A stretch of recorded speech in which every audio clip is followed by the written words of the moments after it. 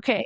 My last thing is so when you're listening, I mean, it will have been past, but tomorrow in real time is MLK Day. And so I just had a little clip about that you two have had a long-standing relationship with Martin Luther King.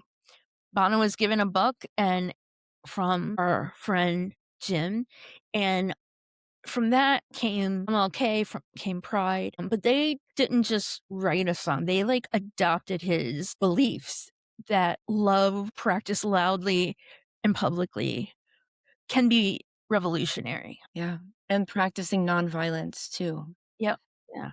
But, I mean, that's one of those things that, every so often I see, like, a meme where it says, like, "Tell your friends you love them, make it weird."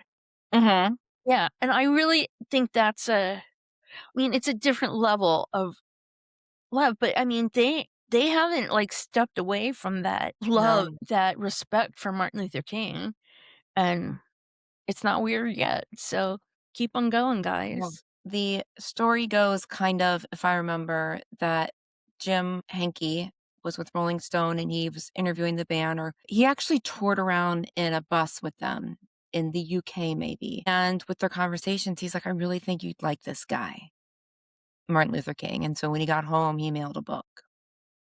Let the trumpet sound. Yes. And ever since then, it changed the trajectory of their lives and their careers on Yeah, how they approach the world, which they were obviously looking for something to guide them.